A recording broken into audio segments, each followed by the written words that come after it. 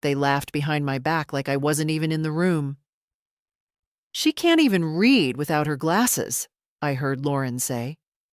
"She just signs whatever we hand her." I was standing just outside the kitchen, one hand on the doorway. They knew I was there. They just didn't care. I'd misplaced my glasses again that morning. The good ones, with the brown frame and prescription strong enough to stop a train. I'd asked Michael if he'd seen them. He barely looked up from his phone. "Try not to lose them next time, Mom." Then Lauren chimed in with her usual, "You've got that other pair, don't you? The one with the crack?" The crack was a scratch that ran across the left lens like a hairline fracture in ice. I could barely read the microwave clock through them, let alone anything with print smaller than a billboard. They had no idea I heard them laughing. Or maybe they did. Either way, that was the moment something in me shifted. I didn't say anything. I just turned around and went back to my room. I sat down on the edge of the bed, looking at the soft pink quilt I'd sewn by hand 15 years ago. It was starting to fray along the edges. Like me. When did I become a joke in my own house? I wasn't always like this. I taught literature at Hartford High for 38 years. I taught seniors, the hard ones, the ones who hated Shakespeare and wanted nothing more than to graduate and forget my name. But I got through to them. I always did. I saw things in them no one else saw. And now here I was, a blind old woman being laughed at in the hallway by her daughter-in-law. The house used to be mine. Michael grew up in it, scraped his knees on this floor, spilled juice on these carpets. After Peter passed, I stayed here alone for 5 years. I kept the garden going. I shoveled my own snow. I even fixed the damn washing machine with a YouTube tutorial and a butter knife. But then, Michael started coming around more often, and Lauren too, and they said all the right things. "You shouldn't be alone in this big house. Think of the bills, Mom. We'll help manage everything. Just sign a few things for the taxes." That was 3 years ago. I remember the day I signed the documents. I didn't have my glasses then either. I told myself it didn't matter. I trusted them. My son. My own son. Now Lauren kept the keys. I had to ask her if I wanted to use the car. Michael handled my prescriptions. I hadn't seen a bank statement in 2 years. And when my reading glasses disappeared, somehow no one could remember where they went. I stood up from the bed and walked to the small writing desk by the window. It still held my old stationery, a dried-up fountain pen, and a stack of mail. Most of it junk. But tucked between the pages of an old grocery flyer was something thicker, yellowed, folded twice, paper soft from age. It was a photocopy of something. I squinted, holding it to the light. Conveyance of property. Hartford County Registry. My name, Michael's name, Lauren's. I could make out the signature at the bottom. Mine. I grabbed the cracked lens glasses from the nightstand and shoved them on. The scratch cut right across the type, but I could still see it. I had transferred the house. Fully. Legally. 3 years ago. The date was there. Clear as day. I felt my knees weaken, but I didn't sit. No wonder they laughed. No wonder they never wanted me to read anything. I wasn't just some forgetful old woman in their way. I was a tenant. In the house I bought. In the house I raised my son in. I was a blind woman signing her own erasure. I folded the paper and put it in the pocket of my cardigan. The laughter from the kitchen had stopped. The dishwasher had started humming. Life, for them, went on. But something was about to change. And not just the glasses. The day I signed over the house, I was wearing a blue cardigan with frayed cuffs and a pin that used to belong to my mother. I remember because Lauren complimented it, said it looked charming and old-fashioned, the way people say something they would never wear. Michael had come in with a folder and a ballpoint pen. "It's just paperwork, Mom. The accountant said it'll help with property taxes." I asked where the glasses were. He said I didn't need them, just initial here, here, and here. I didn't think twice. You don't think twice when it's your child. And now here we are. 3 years later, and I don't even get my own mail. They said I was forgetful, distracted, getting a bit fuzzy around the edges. I began to believe it. That's the worst part. You start doubting yourself, even when your instincts are screaming. After I found the copy of the deed, I didn't confront anyone. Not yet. I needed to be sure. I needed clarity, not fury. So I waited until the house was quiet. Michael had taken Lauren out for dinner. They do that often now, little dates while I stay home and rest. I crept into the study. It used to be my reading room. Now it's Michael's office, full of screens and files and things I'm not supposed to touch. The filing cabinet wasn't locked. Why would it be? Who'd imagine the blind old woman would go snooping? I pulled open the bottom drawer, the one he always shuts quickly when I walk by. Insurance, banking, tax filings, and a folder with my name on it. MJ, legal. Inside were photocopies. Notarized, certified, some with my signature. One was a power of attorney, granting Michael control over all my medical and financial decisions. Another was an authorization to handle my accounts, dated 6 months after Peter died. And a third, cold as steel, revocation of will, superseded by living trust. Lauren's handwriting in the margin. Finalized. Keep Mom out of estate. I sat back on my heels, the papers slipping through my fingers. They'd built a whole world under my feet while I was still dusting picture frames and watering plants, and I hadn't seen any of it, because I didn't have my glasses. It wasn't just oversight, it was a strategy. I put everything back in place, neat, quiet. My hands were trembling. My heart wasn't. Not anymore. Back in my room, I sat by the lamp and stared at the old rotary phone I hadn't used in years. Next to it was an address book, the old kind, pages yellowing and curling at the corners. I turned to the letter S. Sandra Myers, attorney at law. We taught together once long ago before she switched careers. She always said, "You'll need me one day. Everyone does." I dialed her number. It rang 6 times before a brisk voice answered. "Ms. Myers' office." "Tell her it's Marilyn Johnson," I said, steady as steel. "She'll remember me." Sandra called back that evening. "Marilyn," she said, warm and surprised. "It's been too long. What's going on?" "I need you to look at some documents," I said. "I think I signed away more than I realized." A pause. "Do you feel safe?" "For now." We scheduled a meeting for Monday morning. I'd take a cab. No need to tell anyone. That night, I laid in bed, staring at the ceiling, the scratch in my glasses cutting a faint line across my vision. The room was dark, quiet. The house, asleep. But I wasn't. My hands were still. My mind was not.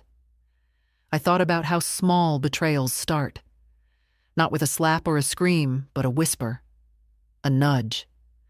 A pen placed gently in your hand while your eyes are tired and your heart is trusting. I'd given my life to this family, and they'd taken the rest without asking.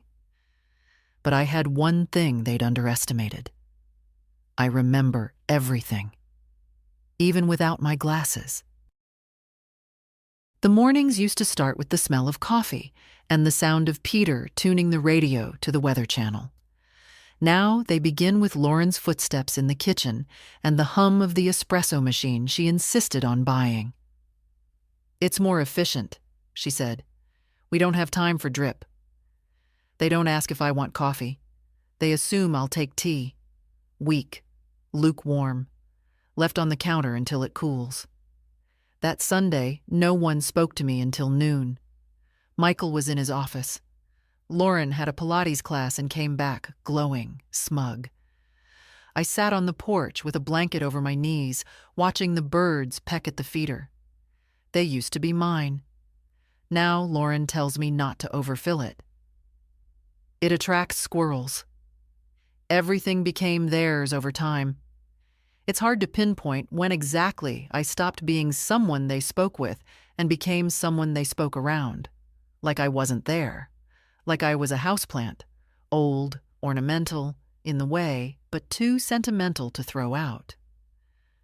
Lauren started taking over the kitchen first. "You've done enough cooking, Marilyn. Let us take care of you." At first, it sounded kind. Until "take care of you" turned into "don't touch the groceries." "I've already planned the meals. Why don't you sit down, Marilyn, and let me handle things?" Then they rearranged the living room, packed up my old photo albums, moved the antique lamp to the attic, replaced Peter's chair with a leather recliner Michael found online. I came back from a dental appointment, and my house was unrecognizable. Lauren smiled. "Surprise! We did a refresh. Don't you just love it?" I stood in the doorway, holding my purse like a stranger. There was no smell of lemon polish, no creak in the floorboard by the coffee table. They'd replaced the floors, too. I remember Michael putting his arm around me. "It was time for an update, Mom. We're in a new chapter now." New for them. For me, it was the slow erasure of everything I had built. Even the mail. Lauren started sorting it. "It's easier if I just filter out the junk," she said. But she kept everything, even letters addressed to me. Once I found a sealed envelope on the kitchen table, my name on it. A card from an old student, Thomas Langdon. He'd tracked me down after 20 years to say thank you for believing in him. I'd never have seen it if I hadn't been looking for the salt. Michael dismissed it. "What's the big deal? You got it, didn't you?" It was always like that. Everything framed as kindness. Every restriction painted as care. Even the bathroom drawer had changed. Lauren organized my medications. I used to write my own schedules. Now I take whatever pill she hands me, trusting the color matches the memory. "You're still sharp," she said once, handing me a cup of water. "But just in case." Just in case. That phrase again. It had become a cage. When I asked about my bank statements, Michael said, "We moved everything online. It's safer that way. Too much fraud targeting seniors?" I hadn't logged into my bank in over 2 years. He told me not to worry. "You're protected." I used to be a woman who handled everything: bills, taxes, repairs, appointments. Now I was an aging shadow, told when to sit, when to eat, when to be silent. But the worst was when Lauren laughed at me in front of the kids. Her nieces had come for Thanksgiving. She told them I had old lady moments. Then she whispered something, and they giggled. I remember sitting at the end of the table, carving turkey for a plate no one touched, while they toasted each other with wine I wasn't allowed to pour. I wasn't asked to say grace. I wasn't even mentioned in the toasts. And when I cleared my plate and quietly left the room, no one followed. They think I'm harmless. They think I've forgotten how to fight. But I see everything, even without clear vision. And Sandra Myers has an appointment set for tomorrow. I may not get everything back, but I'll get myself back. I woke up before dawn. Not because of the arthritis or the usual groaning of the floorboards, but because I had something to do. I sat on the edge of the bed, waiting for the house to stay still. Lauren and Michael never stirred before 7:30. She needed her 8 hours, and he never started his day without a protein shake and at least 20 minutes of silence. That gave me a window. I dressed slowly. Slacks, blouse, cardigan. The same clothes they said made me look dated. I liked that word. Dated things endure. Trendy ones vanish. I didn't tell anyone I was going out. Just took my old leather handbag, the one with the little tear inside the lining, just big enough to hide what mattered. I slipped the copy of the property transfer document inside and closed the clasp. By 6:15, I was waiting for the cab at the end of the driveway. I didn't want Lauren watching from the kitchen window, her eyes narrow behind the glass, wondering where I was going and why I hadn't asked permission. The cab smelled faintly of cinnamon and dust. The driver was a young woman with chipped blue nail polish and music playing too low to recognize. "Downtown?" she asked. "Main and Trenton. Law office above the flower shop." She nodded and pulled away from the curb, not asking more. I appreciated that. As we drove, I saw my city. The one I used to walk through with Peter. The one where Michael took his first steps. The one I gave my working years to. Change in front of me. Shiny new condos. Coffee shops with names in lowercase letters. It all looked like a place built for people who hadn't lived long enough to lose anything. The office door still had Sandra Meyer's name on the glass. The same gold lettering. The same stubborn smudge in the bottom corner. When she opened the door and saw me, she smiled. Not the polite kind you give old acquaintances, but the warm, surprised kind that sits behind the eyes. "Marilyn," she said, pulling me in, "you look exactly the same." "Liar," I said, smiling back. She poured me real coffee, not espresso foam or oat milk nonsense, just hot, dark, strong coffee in a chipped mug that read, "Trust me, I'm a lawyer." We sat. I pulled the paper from my bag and unfolded it on her desk. She read silently, eyebrows slowly lifting. "You signed this without legal counsel?" she asked. I didn't have my glasses. Sandra exhaled. "Marilyn, this document gives them full title. You're not listed as a co-owner. You have no legal standing in the property, not even tenancy protections." I nodded.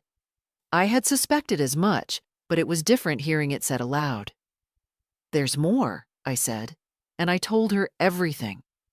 The power of attorney, the financial silence, the things I'd found in Michael's filing cabinet.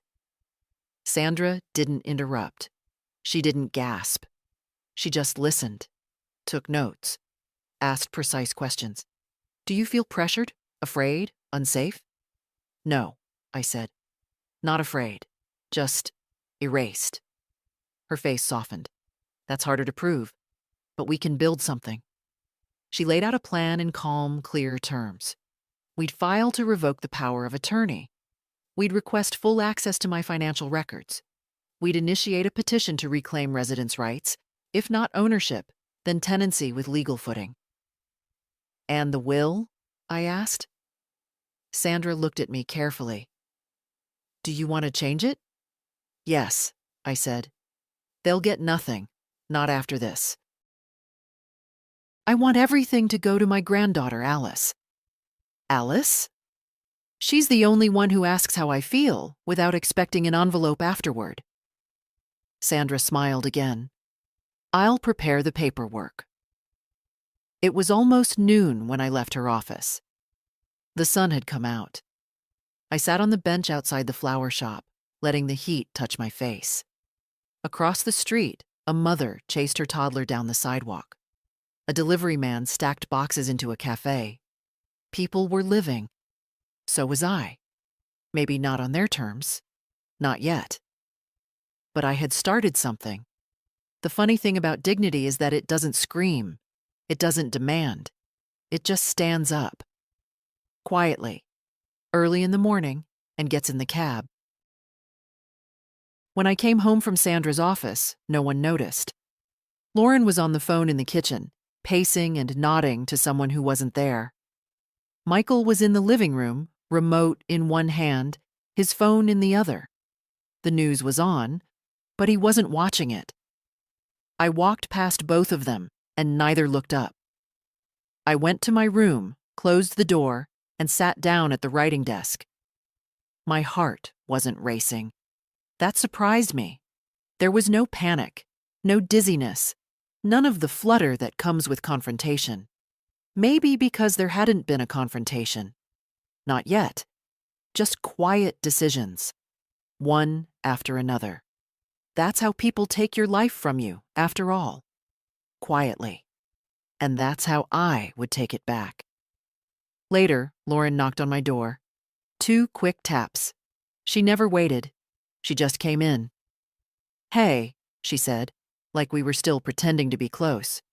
"I was thinking of making that lentil soup you like. Want some?" I nodded. "That'd be nice." She smiled, but there was something off about it. Something forced. She was looking at my purse, then at the writing desk, scanning. Maybe she noticed something had shifted. Or maybe she didn't. Maybe she was just looking for a pen. That evening, while they were eating dinner in the living room, not inviting me, not asking if I was hungry, I returned to the filing cabinet. This time, I wasn't looking for shock. I was looking for evidence. In the bottom drawer, behind the MJ Legal folder, I found something new. A thick envelope. Unsealed. Inside, printouts from Michael's emails.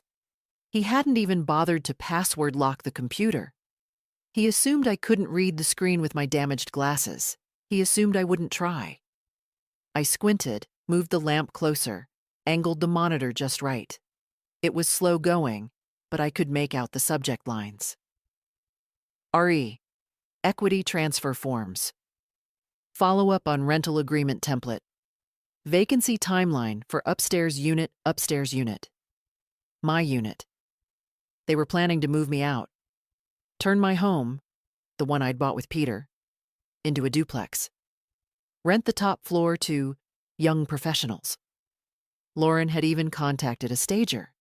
"She'll never know," one of her messages read. "Just say we're repainting. We'll have her downstairs with her books and tea, and she won't notice the difference." I sat perfectly still. I had imagined betrayal. But not this. Not the full architecture of it. They weren't waiting for me to die. They were moving ahead while I still lived and breathed under their roof. I stood up and walked back to my room, slower than usual. Sat on the bed. Stared at the lamp. I remembered the night I brought Michael home from the hospital. His first fever. I stayed up all night, pressing cool cloths to his forehead. His little hand gripped mine like it was the only thing anchoring him to the world. I didn't sleep. I didn't complain. I just loved him. And now he was building my exit in quiet emails and unsigned leases. That night, I wrote a list. At the top, what I still control. My will, my bank account, pending Sandra's filing, my medical directives, my body, my voice. Then I wrote a second list. What they've taken. The house, my privacy, my autonomy, my voice, until now. The 2 lists stared at me, side by side. I'd lost things. That was undeniable. But I hadn't lost everything. And I hadn't lost me.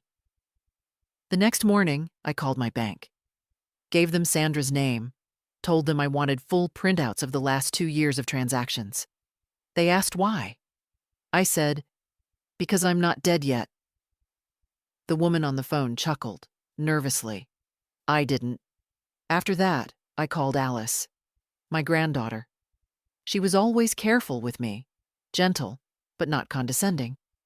She called once a week, brought me cookies she made from scratch, listened when I spoke, didn't interrupt, didn't ask for anything. When I told her I needed to talk to her in person, just us two, she said, "Of course, Grandma. I'll come tonight." And she did. She came in wearing jeans and a green coat, her hair a little wet from the rain. She gave me a real hug, not the side squeeze kind, the real kind. Both arms, both eyes closed. I made us tea, poured it into the blue porcelain cups that Lauren tried to give away last year. "This house is full of clutter," she'd said. I kept them anyway.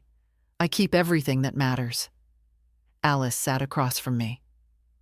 "What's going on?" she asked gently. "You sounded serious." "I need your help," I said. Then I pulled out the documents, and I started telling the truth. Alice didn't say a word for the first 10 minutes. She read slowly, carefully, like I used to read over student essays with a red pen. Her fingers moved lightly over the pages. The property deed, the emails I'd printed from Michael's computer, the copy of the power of attorney I hadn't even remembered signing. When she looked up, her eyes were wet. "Grandma," she said quietly, They actually did this?" I didn't answer. I didn't need to. She closed the folder and exhaled, long and slow, the way you do when you're trying to keep yourself from breaking something. Then she leaned forward and asked the question no one else had. "How are you holding up?" It undid me. Not completely. I didn't cry. But something in my throat tightened. It felt like air passing through old, rusted pipes. I poured more tea and nodded to the chair by the window. "Sit with me a while, Alice. Let's talk like we used to." She brought her cup and curled up in the same spot she'd sat in as a girl, her legs now too long to fold under her like they used to. She looked at me, waiting. "It didn't happen all at once," I said. "It was little things. Small moments. They make you feel like you're lucky to still be allowed in the room. Then one day, you realize you don't have keys to your own life anymore." Alice's voice was quiet. "Why didn't you tell me sooner?" I smiled. "Because shame is sneaky. It tells you it's your fault, that you're being dramatic, that maybe you did misplace those glasses, maybe you did forget the terms of that paper, maybe you are in the way." She shook her head. "No, that's not you. It's who they wanted me to be." We sat in silence for a moment, the clock ticking in the hallway like a heartbeat. Then Alice said, "Tell me what you want me to do." It was the only question that mattered. "I'm changing my will," I said. "Sandra's helping me. Everything I own, what's left of it, is going to you." She blinked. "Grandma, and I'm setting up a trust in your name. It'll be protected. They won't be able to touch it." "I don't want your money," she said quickly. "I just want you to be okay." "I know. That's why you'll have it." Alice reached for my hand. "What about now? What happens next?" I didn't answer right away. I was still figuring that out. But a plan had begun to form. Quiet. Clean. Simple. "I'm going to get out," I said finally. "I don't know how yet, but I won't stay where I'm not wanted. Not after this." Alice looked at me like she was seeing me differently for the first time. "You're stronger than I thought." I chuckled. They all forget who I was before I was someone's mother, someone's burden. But I remember. She stayed for another hour. We didn't talk about revenge or confrontations or lawsuits. We talked about lemon cake and the trip we took to Rhode Island when she was 9, about Peter's terrible dancing in my lavender garden, about things that mattered. When she left, I walked her to the door. "I'll keep everything we discussed between us," she said. "You have my word." "I know." "And Grandma?" She hesitated, then added, "If you want, I'll go with you, wherever you decide to live next. I'll help pack. I'll help with everything." I touched her cheek. "You already have." After she left, I sat in the dark for a long time. Then I went to the hallway where Lauren kept the family calendar. It used to be mine. Now it was covered in appointments, color-coded tabs, and stickers that said things like meeting and girls' night.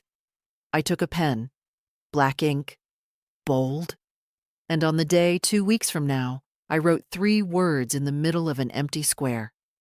"Move out begins." No exclamation point, no decoration, just a quiet promise. To myself. The next few days passed like smoke. Silent, thin, easy to miss unless you knew how to pay attention. Lauren was busy planning a garden party. I heard her on the phone with the caterer. Yes, 30 guests. Yes, gluten-free options. No, my mother-in-law won't be involved. She's not, well, not well. She said it so casually, like discussing the weather. Michael didn't say much at all.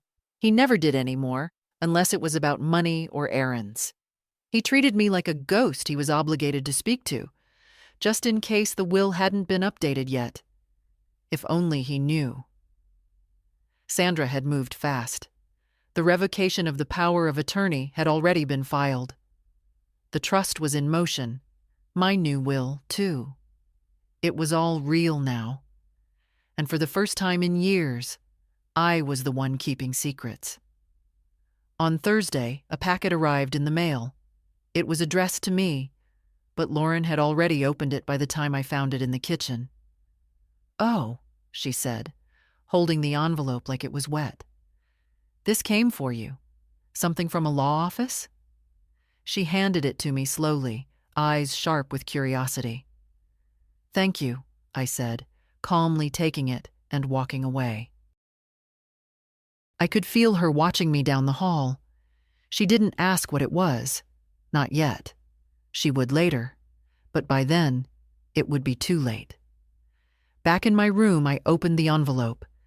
Inside were copies of all the updated documents, neatly arranged and clipped together with Sandra's crisp handwriting. "Your voice is restored. Use it well." I ran my fingers over those words. Not dramatic. Not flowery. Just the truth. I placed the papers in the drawer beneath my winter sweaters. That was the only drawer Lauren never bothered to touch. So much wool, and it's always itchy. Ironic. I always said dignity itched more than comfort ever could. That evening, I joined them at dinner. It had been a while. Lauren blinked in surprise when I walked into the dining room without being called. "Oh," she said, "you're joining us?" I smiled and sat down at the end of the table. Michael barely looked up. "We're having the grilled chicken. Lauren made a sauce." "It smells lovely," I said, placing the napkin in my lap. "And I'm feeling more present lately. Thought I'd celebrate." They didn't ask what I meant, but I saw it. The flicker in Lauren's eyes, the slight hesitation in Michael's fork midair. They knew something had shifted. They just didn't know what. After dinner, Lauren stayed to clean up. I waited in the hallway. When she passed me on her way to the laundry room, I said, "Thank you for not throwing out my winter sweaters." She froze for a split second. "Of course. I figured you'd want them." I nodded. "There's a lot I want." That night, I called the moving company. "Yes, we do partial packaging and senior relocation. the young woman on the line said cheerfully. When are you looking to move? 2 weeks from today, I replied. Quietly. Morning. No fuss. And where to, ma'am? I gave her the address of the small rental Sandra had helped me secure. A cozy one-bedroom near Alice's campus, with a porch and a lilac bush. I'd signed the lease that morning. When I hung up, I stood by the window for a long time. The neighborhood was still. The porch light flickered. Somewhere down the street, a dog barked once, then went silent. I whispered aloud to no one. I'm going home. Not back. Not again. Just home. Not to a house, but to a life that hadn't been designed by someone else. And for the first time in years, I slept the whole night through. The morning after I scheduled the move, I did something that felt strangely rebellious. I opened the curtains wide and let the sunlight in. Lauren hated direct sun. It fades the furniture, she always said, as if the house were a museum piece rather than a place where people were supposed to live. I let it flood the room anyway, let it land on the old photographs, the quilt, the shelves, let it settle on me. Then I pulled my suitcase out from under the bed, the good one, with the wheels that stick sometimes, and placed it quietly in the closet. I didn't start packing yet. Just put it where I could see it every morning when I opened the door. A small reminder. This ends soon. That day, Michael asked me to sign something. He came into the kitchen holding a clipboard and an envelope. It's just a renewal form for the homeowner's insurance, he said, too casually. Routine. I reached for my cracked lens glasses. He hesitated. I can read it to you if you want. I'd rather read it myself, I said. He didn't press, but I saw it. The moment his smile went rigid. I read the first page, then the second. It wasn't an insurance renewal. It was a document appointing him full conservatorship over my medical and financial decisions. Routine, he'd said. I looked up at him, slowly, steadily. This isn't insurance, I said. Michael's face didn't change, but he shifted his weight. It's just a precaution, Mom, in case something happens. With your eyesight and age, my eyesight is poor, I said. Not my judgment. He looked down at the floor. Fine, forget it. He walked out without another word. I placed the document in my desk drawer. Not to keep, but to remember. Evidence. Pattern. Intention. That evening, I baked a lemon cake. The one Peter used to love. The one I hadn't made since the last Thanksgiving I hosted, 5 years ago, before Lauren took over the holidays. I brought a slice to Alice the next morning. She opened the door in her pajamas, blinking in surprise. Grandma? You didn't say you were coming. I didn't want to ask permission. She let me in with a smile and made us coffee in her tiny kitchen. No marble countertops, no espresso machines. Just an old Mr. Coffee and chipped mugs that didn't match. It felt like home. I told her about the conservatorship document. She didn't even try to hide her anger. They're cornering you. They're trying, I said, but the walls are thinner than they think. Alice took a sip of coffee. You're still planning to leave on the 14th? I nodded. Morning. Movers come at 8. I'll be packed by then. I'll be there at 7, she said. I touched her hand. You don't have to. I want to. We talked for an hour. Not about the plan, but about books, about the smell of summer rain, about the first movie Peter ever took me to, a black and white with an ending that still made me cry. Before I left, she asked, Are you scared? No, I said. I've already lived through worse. This is just logistics. On the way home, I stopped by the bank to confirm the transfer to Alice's trust. Sandra had everything in place. The teller, a young man with kind eyes, handed me the receipt. "Is there anything else I can help with today, ma'am?" "Yes," I said, folding the paper. "Could you print me a list of all recent transactions from this account?" "Of course." He handed it to me a few minutes later, 2 pages long. 17 transactions. 6 I hadn't authorized. Subscriptions I didn't recognize. A donation to some political campaign I'd never heard of. Groceries delivered to an address I didn't know. Furniture from a boutique site Lauren had mentioned once. I didn't flinch. Didn't even frown. I simply thanked him and tucked the pages into my bag. Back home, I added them to my drawer. Next to the conservatorship form. Next to the emails. The folder was getting thicker. So was my resolve. Lauren and Michael still didn't suspect. They were too sure of the mask they'd shaped around me. Old, forgetful, harmless. They didn't know the curtain had been pulled back, and they didn't see the suitcase waiting in my closet. The morning light came through soft and gold, and I thought, 1 more week. 7 days. That's all that remained between me and the door. But in houses like this, houses where silence grows like mold, 7 days can feel like a lifetime. Lauren started hovering. Not obviously, just a little closer than usual. Her smiles got wider, tighter. Her questions more frequent. "How are you sleeping, Marilyn? Did you take your pills today? Have you been confused lately?" I knew what she was doing, laying groundwork. If anyone ever asked, she'd have a story ready. Marilyn was declining, poor thing. We tried our best. I gave her nothing, no stumbles, no hesitation. I made my bed with military corners. I folded my sweaters in alphabetical order, cardigans before pullovers.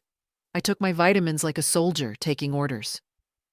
On Thursday morning, I heard Michael on the phone in the study, his voice low, urgent. "No, she hasn't said anything.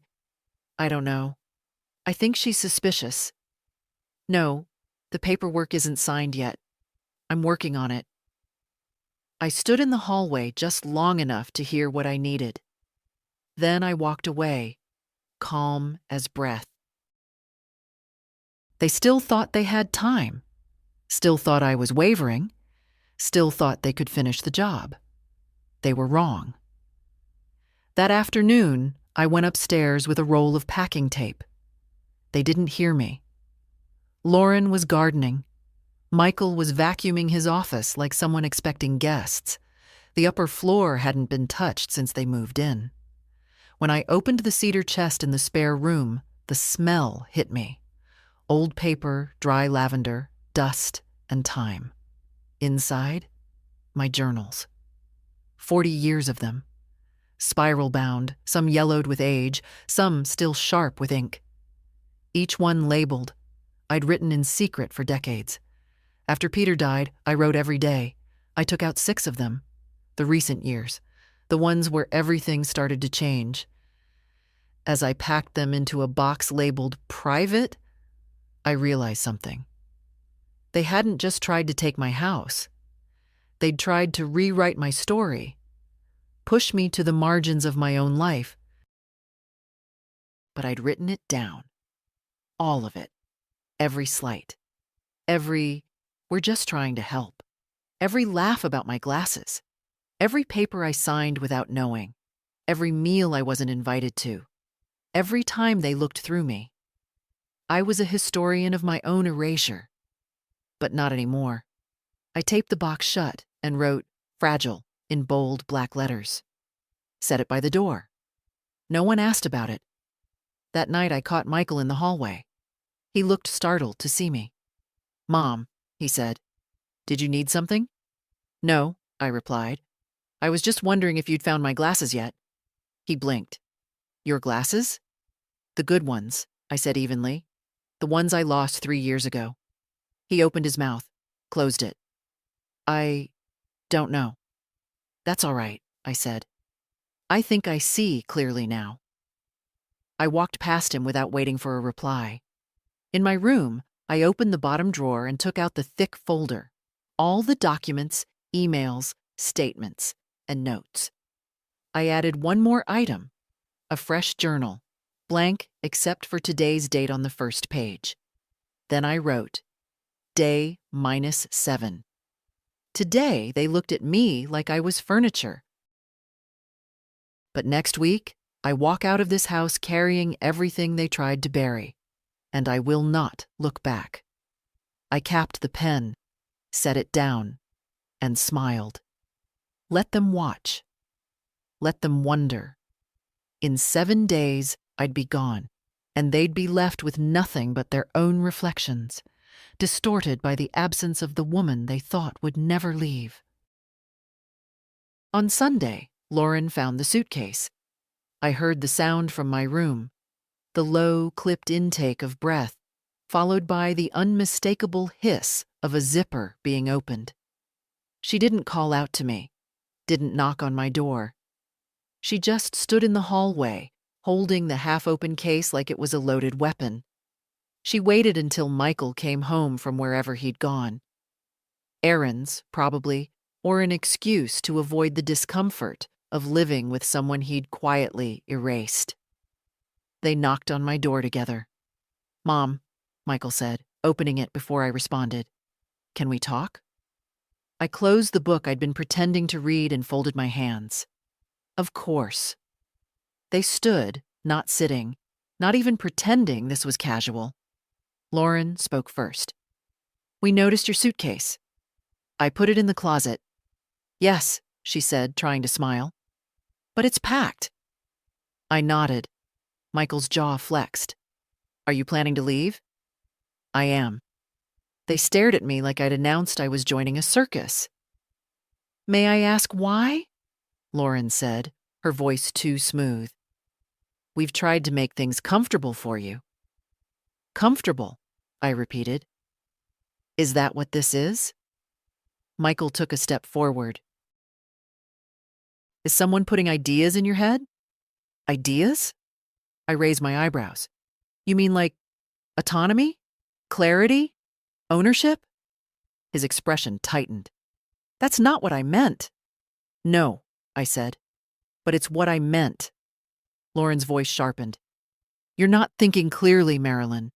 Uprooting yourself like this at your age." "My age is not your shield," I said, standing. "Don't use it like one." There was silence, just long enough for the air to thicken. "I'm leaving on Friday," I said calmly. "I've secured housing. I've retained legal counsel. All necessary filings have been completed." Michael's face paled. "I've also revoked your power of attorney," I added, looking directly at him. "You?" "I've reviewed 2 years of bank statements," I said to Lauren. "I'm aware of every unauthorized transaction." She opened her mouth, closed it. "I won't be asking for explanations," I continued. "I'm not interested in apologies. I'm not here to argue." "Then why now?" Michael asked, his voice quiet. "Why leave now?" I looked at him, really looked. At the boy I'd once cradled through fevers, the man who stood by while his wife dismantled my life piece by piece. "Because you counted on me never noticing," I said. "And I noticed." Lauren scoffed. "This is absurd. Where will you go? Who's going to help you manage?" I smiled. "I have help, and I have more vision left than you think." They said nothing. I walked to the closet, pulled the suitcase into full view, and let it sit there in silence, like a quiet declaration, like a ticking clock. "I'd appreciate some privacy until Friday," I said. "I'll be packing the rest of my things." Lauren folded her arms. "You're being emotional." "No," I said softly. "I'm being final." They left the room without another word. I waited for the door to close, then sat back down, my knees trembling just a little. but only a little. I opened my journal and wrote, Day -5. Today, I told them. No pleading. No yelling, just the facts. It scared them more than if I'd screamed. They don't understand quiet resolve, but they will. By evening, the air in the house had changed. Lauren made dinner, but didn't call me. Michael sat in the living room, pretending to watch the news, but staring at the wall. No one laughed, no one argued. They were waiting for me to soften, to back down. They didn't know this version of me. They'd never bothered to meet her. By Monday morning, they had begun their campaign. Lauren knocked on my door with a tray. Oatmeal, cut fruit, a cup of tea. I thought you might like breakfast in bed, she said, smiling too wide. I looked at the tray, then at her. No, thank you, I said, but I appreciate the effort. She stood there for a second too long, then set the tray on the dresser.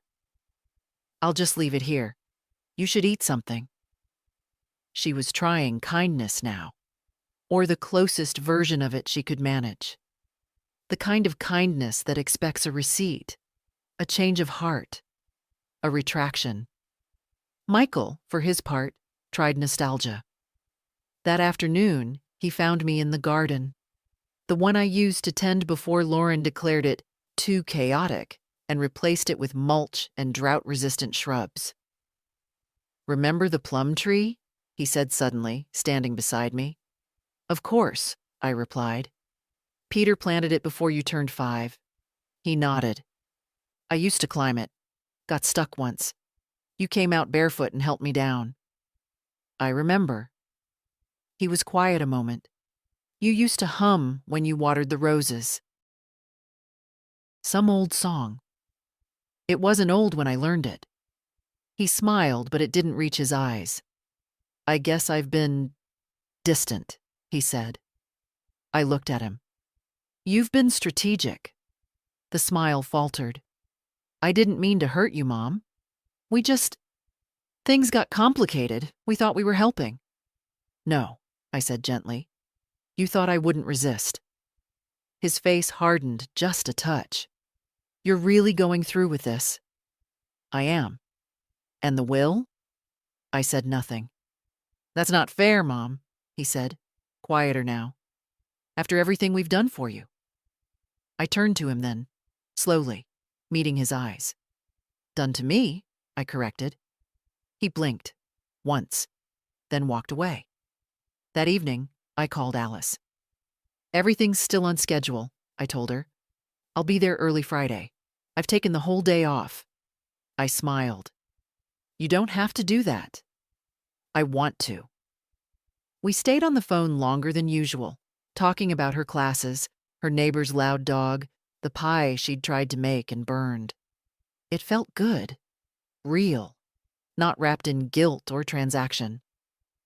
After the call, I went back to the spare room and opened the next journal. I'd written the entry 2 years ago. He asked me to sign something again today, said it was just a routine update. I couldn't see the text clearly. My glasses were missing. Again. I signed anyway.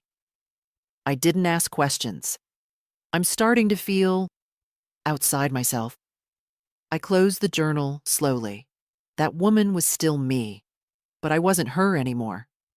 Before bed, I opened my current journal and wrote, Day -4. They've begun their performance, breakfast trays, garden memories, soft voices. It's not regret.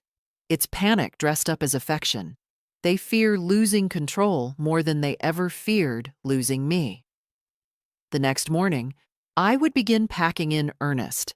Books first, then linens, then the pictures they tried to hide in a box labeled seasonal decor. Each item I packed wasn't just a thing. It was a thread of memory I was pulling back into my own hands, and I wasn't leaving a single one behind. By Wednesday morning, the house had gone quiet. Not peaceful, calculated. Lauren no longer knocked. Michael didn't linger in hallways. Meals arrived on time but without a word, like offerings placed before an indifferent god. I stopped opening the lids. They were conserving energy, waiting for me to falter. But I had already packed the photographs, every last one. The baby albums Lauren once called dust traps. The framed picture of Peter in his uniform. The Polaroid of Michael in his graduation gown. The one he used to say was his lucky charm. I wrapped each in soft towels and placed them in the deepest box, labeled kitchen, in large black letters. Let them dig if they wanted. They'd never find them. By Thursday, the last of the books were gone from the shelves. The good teacups, the ones Lauren said didn't match the new aesthetic, had been carefully wrapped and packed. The quilt I made the year Peter got sick was folded at the top of my suitcase. Only the bed remained untouched. I'd leave the linens for last. In the afternoon, Lauren tried again. Not kindness, not nostalgia. Something colder. "I've looked into the place you're moving to," she said, leaning against my doorframe. "It's small." "I don't need much," I replied. "There's no elevator. There's a staircase. No one to look after you." I met her gaze. No one to undermine me either. She opened her mouth, closed it. "We did everything we could. You did everything you thought you could get away with." She stepped back like I'd struck her. "I hope you'll be comfortable," she said stiffly. "But I won't pretend this isn't disappointing." "I'm not asking for honesty now," I said. "I asked for it 3 years ago. You gave me a pen instead." She left without another word. I went to the hallway closet and pulled out the brown box labeled MISC.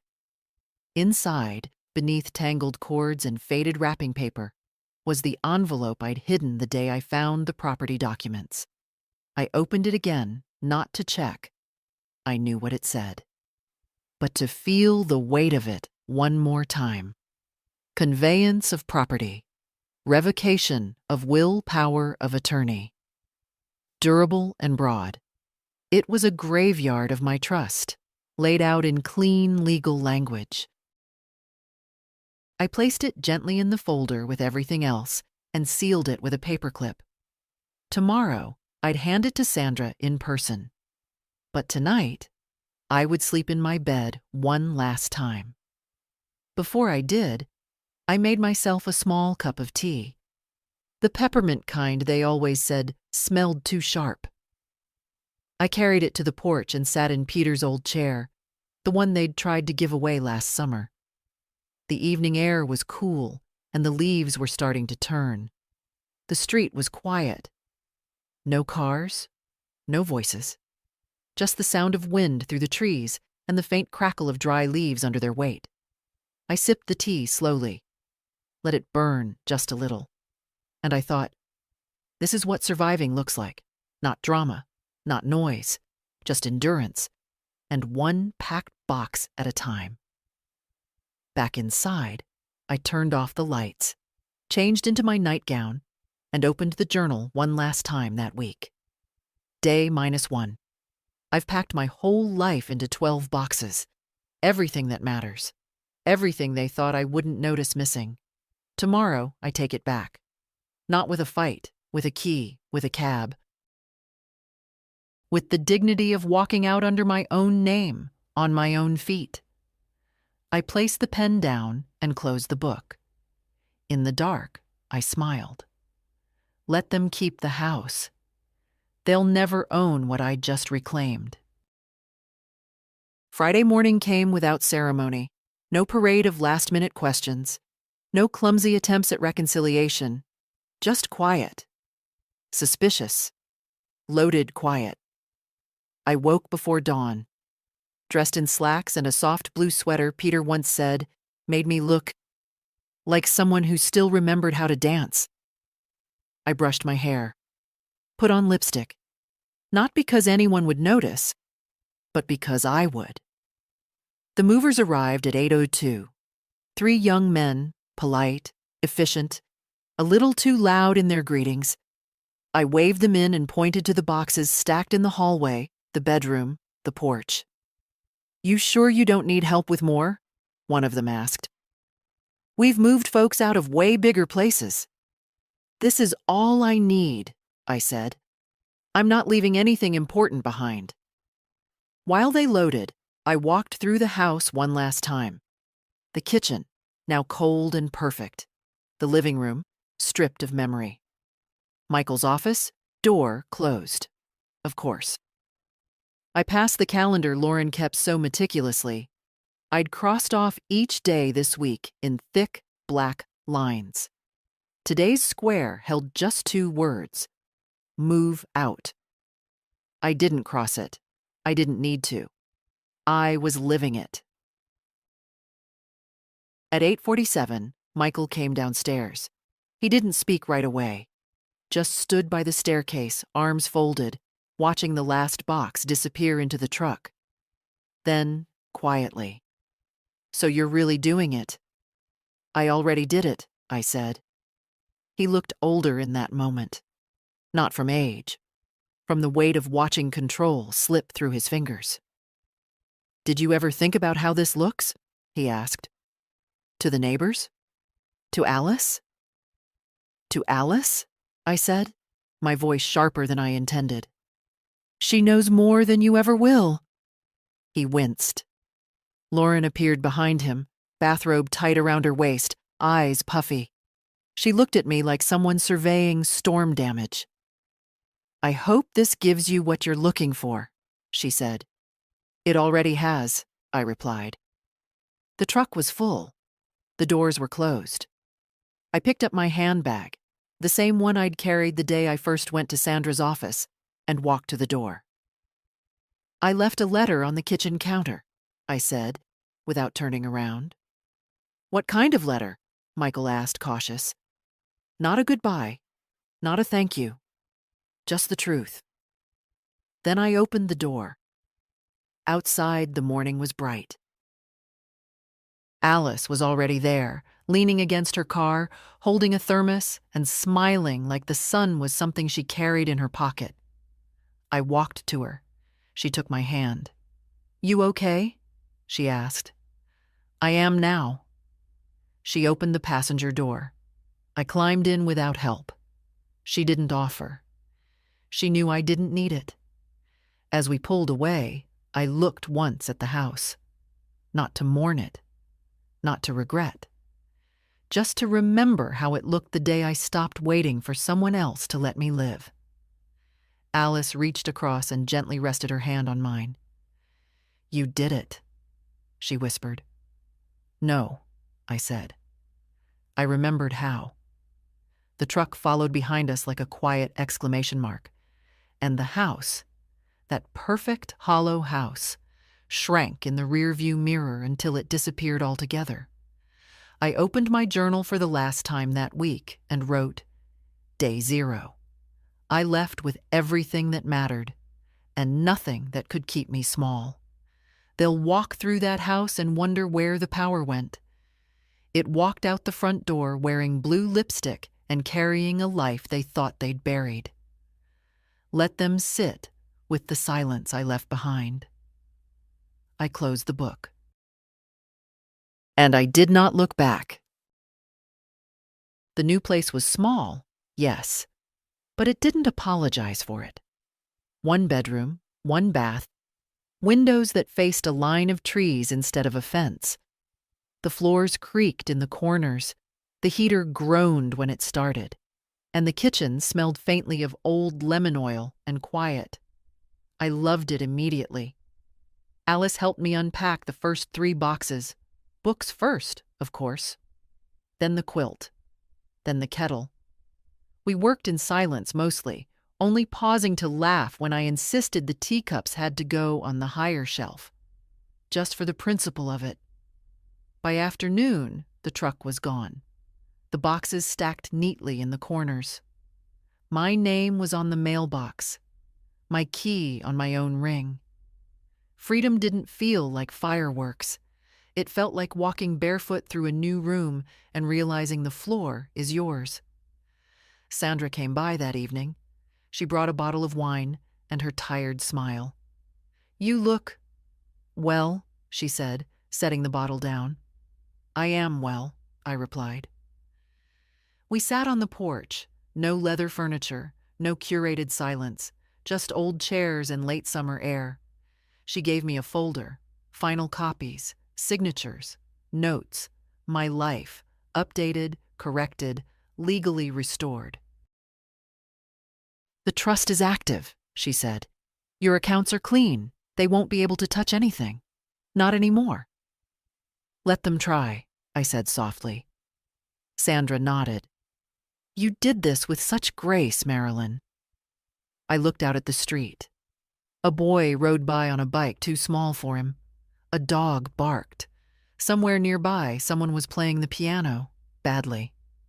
"It wasn't grace," I said. "It was precision." Sandra laughed, that rare, low laugh of a woman who's had to fight too often and smile too little. "Same thing sometimes." After she left, I made myself tea and sat by the window. The breeze moved the curtain just enough to make it feel like someone breathing with me. I thought of the first night Michael moved into my house, the way he looked around like he already owned it, the way Lauren cataloged every corner, and I thought, they never saw me. But I saw myself now, fully. I didn't need the house. I didn't need their permission. I didn't need to be remembered by them. I just needed to remember me. Before bed, I opened the last page of the journal and wrote, Day 1. There is no silence now, only quiet. No erasure, only space. No fear, only rest. I am the story, and I am still writing. I placed the journal on the bedside table. The room was still, but inside me, finally, everything was awake. It's been 3 weeks. The boxes are gone. The books are shelved. The photos are up, not arranged by decade or theme, but by feeling. Smiles beside stillness. Moments beside memory. The first night, I left the bedroom window open and listened to the sounds of the street. A girl laughing, someone practicing guitar, the rustle of leaves. It felt like the opposite of surveillance. It felt like being left alone on purpose. Every morning now, I make my own breakfast. Toast with jam, real coffee, boiled eggs the way I like them. No one hovers. No one monitors. No one edits my morning with small, polite interferences. I even found my glasses. The old pair. At the bottom of a box marked mugs. Still scratched, still bent at the side. I wear them anyway. They remind me of who they tried to reduce me to. They remind me of who they didn't get to keep. Alice comes by on Sundays. We sit on the porch with warm cake and lukewarm gossip.